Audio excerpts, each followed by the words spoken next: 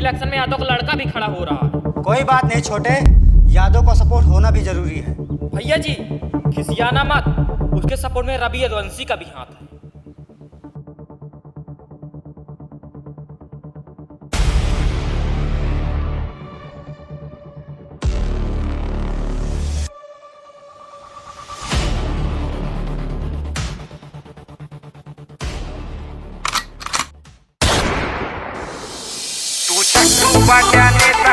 रवि यदुवंशी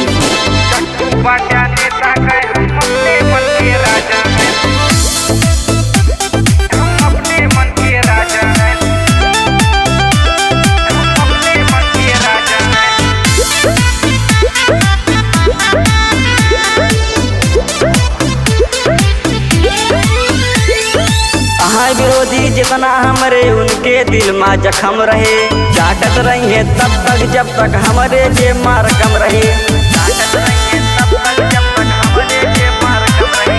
हाँ विरोधी जितना हमारे उनके दिल में जख्म रहे, चाटत रही है तब तक जब तक जेब हमारे रकम रहे। सीएम का बाप बनावा हम तो उनके आजा हैं, हम तो उनके आजा। तू चट्टू बाट्या नेता के हम अपने मन के राजा हैं, तू चट्टू बाट्या नेता के हम अपने मन के राजा हैं।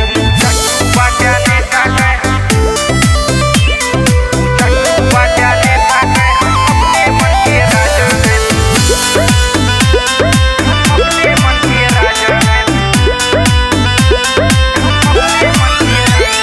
दिन रात करें मेहनत तो जाके लौंडाई मशहूर भवा, हंसाए देख के ताना मारे मजा हमार भरपूर भवा।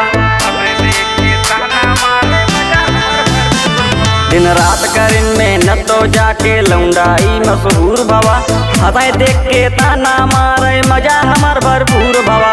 बार बार ना खुलता है जो किस्मत का दरवाजा है,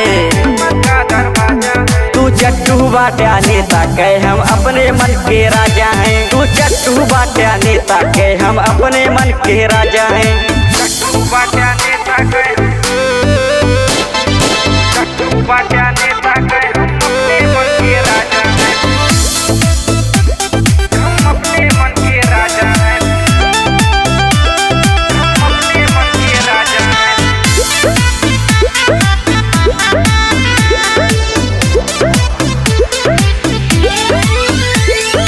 रवि के जलवा जारी बाटे, लौंडा सब पे भारी बाटे, देख शरीरिया भी ना जाया ये हमार गुजारिश बाटे,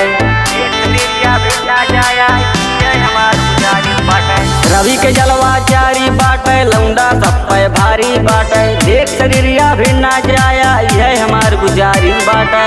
छपी है फोटो अखबारों में, खबर सुनो ये ताजा है, खबर सुनो ये ताजा है। तू चट्टू बाट्या नेता के हम अपने मन के राजा हैं, तू चट्टू बाट्या नेता के हम अपने मन के राजा हैं, हम अपने मन